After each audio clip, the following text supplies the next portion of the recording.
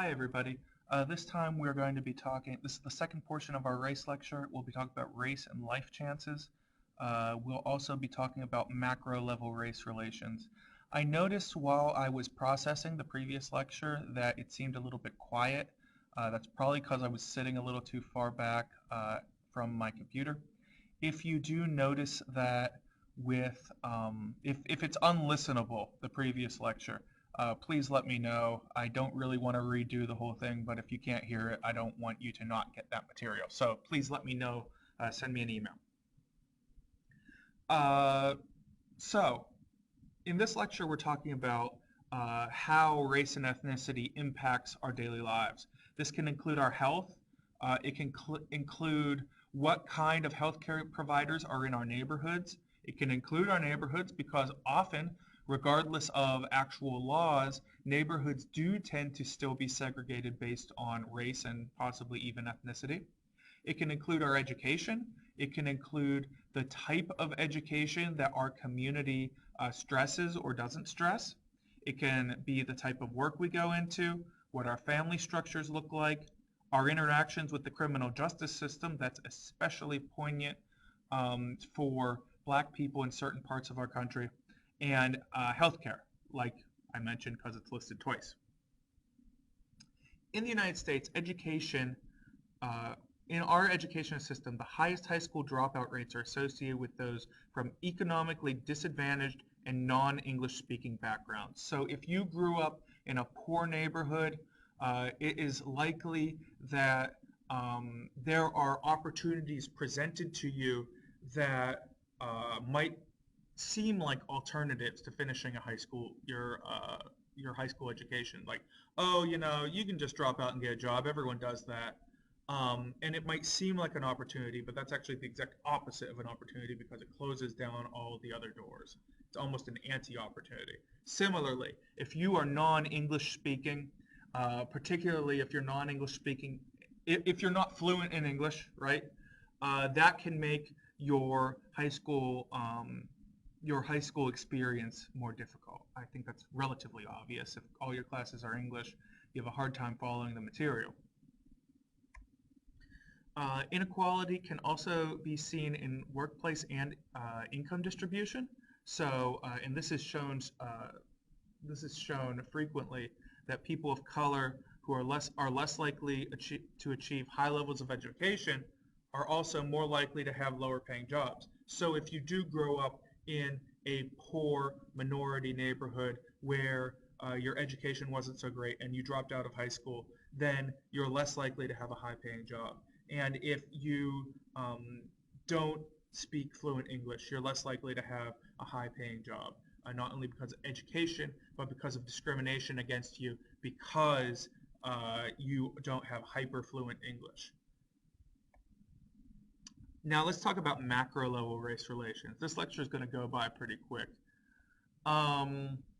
Genocide is an example of a macro level race relation. So it's the interaction of two racial groups where one racial group attempts to eliminate another racial group. It's the deliberate systematic extermination of a racial, ethnic, or national or cultural group. These are usually racially based. Sometimes it's cultural. So we saw in the Yugoslav genocide in the 1990s, the Serbians were targeted. That was an ethnic group.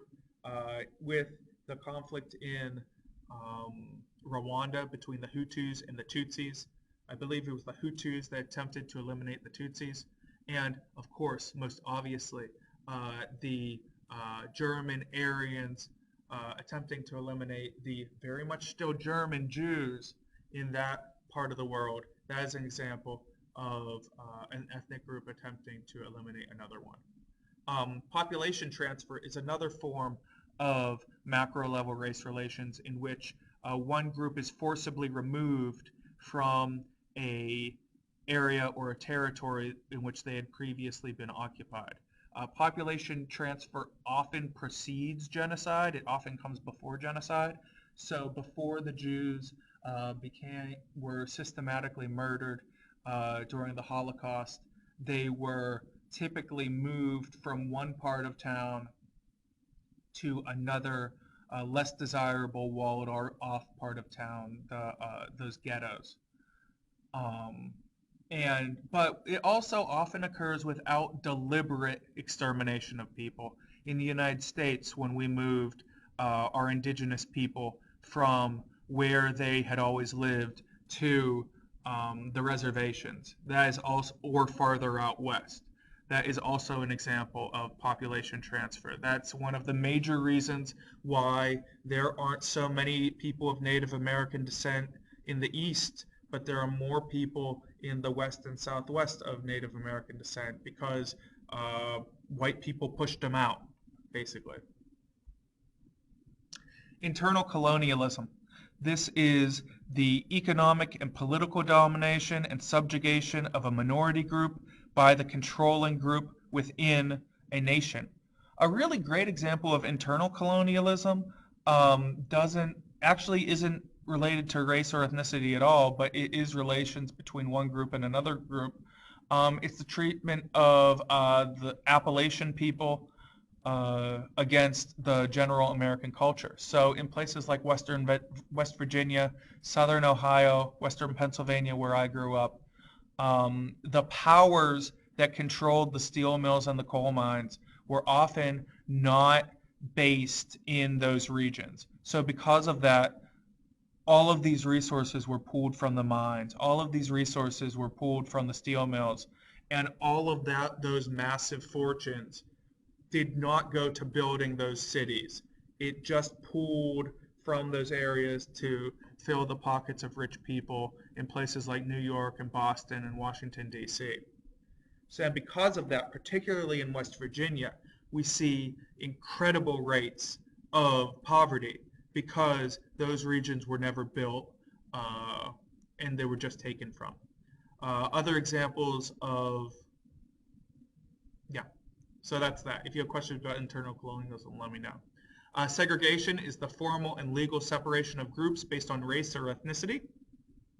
The most obvious example of this is in the American Southeast, where black people and white people had to use different facilities during the early 1900s, the first half of the 20th century.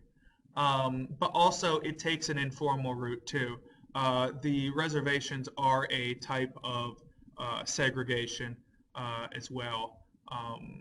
And segregation happens in a lot of informal ways as well. So and we call that de facto segregation. In the city of Columbus, where I live, the region where I live called Clintonville, and you could look this up demographically, it's a very high white population and a relative and disproportionately low black and Latino population. A couple miles to my west on the Cleveland Avenue stretch, most people are black over there. That is an example of de facto segregation.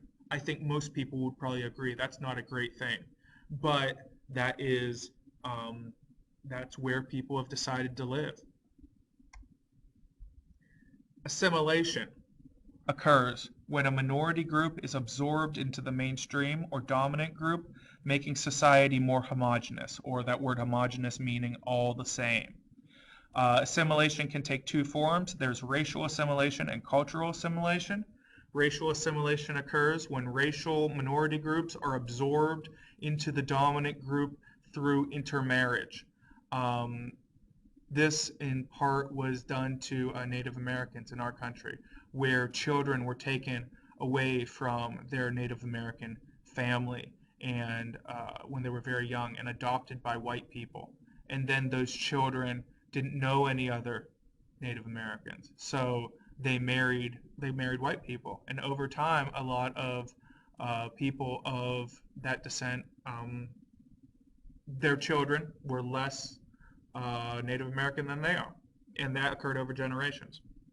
Cultural assimilation occurs when racial or ethnic groups are absorbed into the dominant group by adopting the dominant group's culture. So if one group, if a group is discouraged from embracing or celebrating its culture, it will and is forced to, quote, become more American or become more whatever, become more white, then that is the process of cultural assimilation. We saw that with the Pennsylvania Dutch to a degree. We were forced to take on the mannerisms of the dominant English population in the 1800s. We also saw that among Native Americans as well, so that Native Americans suffered both racial and cultural assimilation, where those children who were taken away from their birth families were forbidden from speaking their native languages or dressing the way their parents did. They were forced to dress and speak like white people. And we see it today in many areas with Latino young people, where they are forced in official settings to speak English in school, or dress a certain way that doesn't necessarily celebrate their heritage, but is in more conforming with the dominant white heritage. Pluralism, then, is actually a positive macro-level race relation.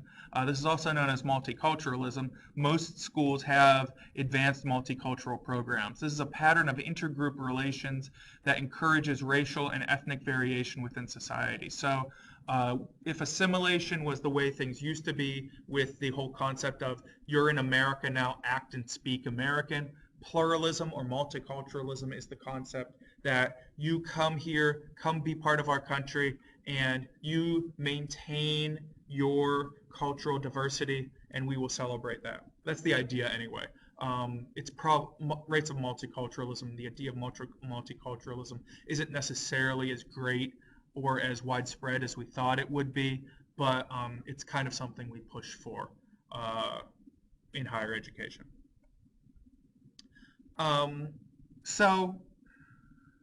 And I originally made the slide in 2014. It's still very much the case. If you look at race relations on the macro level today, you often talk about the interactions between Black young people and police. And it is talked about how the high degree of police brutality, especially of young African American males. However, there is currently no nationwide program to track and catalog killings by police in a uniform manner that takes race into consideration. That is by no means to say that is not a problem, but because of the way that those programs are set up, we cannot say what the reality is. And this, from a social science standpoint, is a very big problem. Thus, it makes it difficult to know how many people like Michael Brown, the young man that his death largely instigated the Black Lives Matter movement. It's hard to know how many young African American males were killed in 2014, or for that matter, 2016, 2015, 2010. It's almost unknowable. We do have some data based off some cities do keep track of these things. So in Chicago, Illinois, for example, we see that 32.9% of the total population is Black, and 91% of the people killed by police in Chicago were Black. In a world without racism, we would expect to see maybe at a high end, 40% of those people were Black, right? And percent Latino of the population, 28.9% of that population of the people that live in Chicago are Latino, but only 4% of that population compared to the 91% of the population were Black. Now, given that Latino person was killed, that was only one person. So when you talk about only one instance statistically, we run into issues, right? But the stark difference between one Latino person and 21 Black people, there's definitely a difference there. There's definitely a difference there. If you want to understand that kind of thing in more detail, definitely take a social research methods and statistics class. And we see similar phenomena in other cities. Let's just touch on it real quick. You'd see down in Rockford, Illinois and Saginaw, Michigan, that 100% of the population were Black, and that were 100% of the people killed by police were Black. Again, that indicates something, but we're only looking at 3 people and 4 people being killed, because those are places with significantly lower population. So actually that 91% in Chicago is a much stronger piece of data than that three people and 4 people in Rockford and Saginaw respectively. Um, so yeah, that's just a little taste for what social research data looks like, and that's not to say that those 3 lives lost in Rockford were not terrible tragedies, but they're not as useful of data as those 21 in Chicago were. So this week, I want you to talk about this saying in New Mexico that I have run into, that there is no race in New Mexico, we only have culture. Different parts of the country have similar things that we say to try to ignore racism. And this is your example in New Mexico. This is categorically not true. Race exists in New Mexico. That's undeniable. I want you to explain why, and how would you explain race and racial differences to somebody making that claim about there being no race in New Mexico. And then for your short essay you're going to be doing this week, I want you to talk about and show me the difference between race and discrimination. Give me some examples there, and explain to me how a person can be racist without discriminating. And I definitely covered that in these lectures. If you need to go back and rewatch that, I encourage you to do so. Okay, that is it for this week. And as always, let me know if you have some questions. Thanks.